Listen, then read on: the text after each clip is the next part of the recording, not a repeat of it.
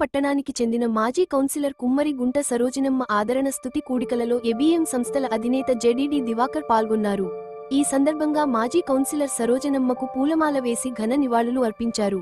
ఈ సందర్భంగా ఏబీఎం సంస్థల అధినేత జెడి దివాకర్ మాట్లాడుతూ పుట్టుక కన్నా చావు విలువైనది అని మరణించిన తర్వాత ఆత్మ ఏ విధంగా ఉండునో విచ్చేసిన అతిథులకు మరియు బంధుమిత్రులకు తెలియజేసినారు.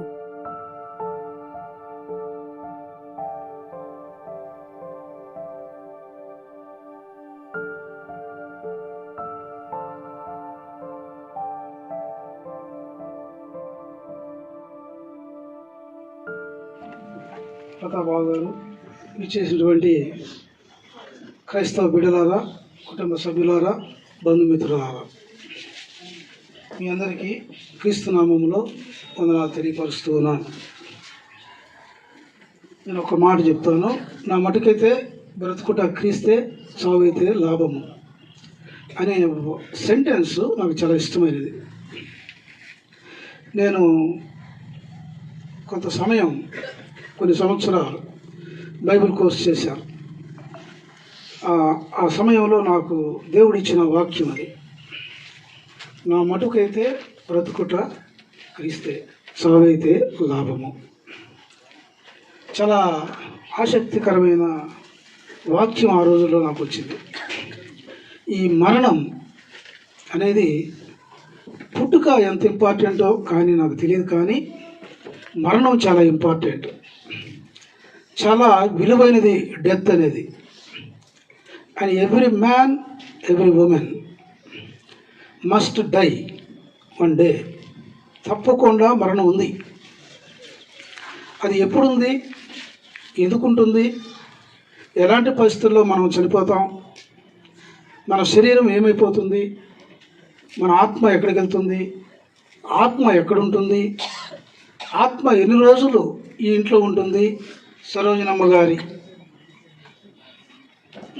కుమ్మరిగుంట సరోజినమ్మ గారి ఆత్మ ఇక్కడ ఈ ప్రదేశంలో ఎంతకాలం ఉంటుందో కూడా నేను బైబిల్లో చదివాను. ఆత్మలు చాలా గొప్పవి. శరీరం మట్టిలోనే వచ్చాము, మట్టిలోనికి పోవాలి. దట్ ఈజ్ బైబిల్ చెప్పిన వాక్యం.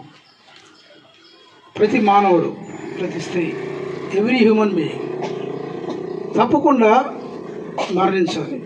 దీనికి ఒక సమయం, ఆ సమయం ఎప్పుడు ఉంటుందో మనకు తెలియదు. నేను చాలాసార్లు మరణించి బతికాను.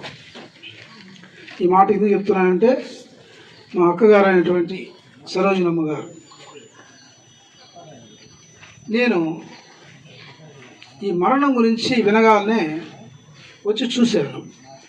చూసిన తర్వాత నాకు బాధ అనిపించదు ఎవరు చనిపోయినా. ఎందుకంటే మనం క్రైస్తవులం. బైబిల్ చెప్పింది మన ఆత్మ బతికే ఉంటుంది. మన ఆత్మ దేవుని దగ్గరికి వెళ్ళేది ఎప్పుడు, ఇక్కడ ఉండేది ఎప్పుడు. ఇది నేను ఖురాన్ చదివాను, భగవద్గీత చదివాను, కొన్ని బుక్స్ చదివాను. నాకు చాలామంది అఘోరాలతో పరిచయాలు ఉన్నాయి, నాగు సాధువులతో పరిచయాలు ఉన్నాయి. వారితో కూడా నేను ఈ మరణం గురించి చాలాసార్లు సంబోధించాను. వారు కూడా మరణం గురించి చాలా అద్భుతంగా నాకు చెప్పడం జరిగింది. నేను ఎందుకు అది డెత్ గురించి అంత సీరియస్గా సర్చ్ చేశానంటే, నా కుటుంబంలో ఎన్నో మరణాలు చూశాను, నా స్నేహితులను చూశాను, మా యొక్క సంస్థలో, ఆర్గనైజేషన్లో పెద్ద పెద్ద నాయకులు, బలవంతులు, జ్ఞానవంతులు, ధనవంతులు మరణించడం చూశాను. ఈ డెత్ చాలా విచిత్రమైనది. అది ఎక్స్పెక్ట్ చేయం కదా మన మరణం గురించి. కానీ దేవునికి తెలుసు, ఇది పలానా రోజున ఈ మరణం ఉందని మనం పుట్టినప్పుడు దేవునికి తెలుసు. ఇది ప్రతి క్రైస్తవులకు కూడా, బైబిల్ నాలెడ్జ్ ఉన్న వాళ్ళకి, ప్రేయర్ఫుల్గా ఉండే వాళ్ళకి తెలుస్తుంది.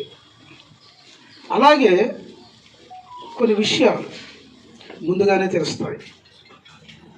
అది ఎవరికంటే క్రీస్తుని నమ్మిన వారికి, క్రీస్తుని అనుసరించిన వారికి.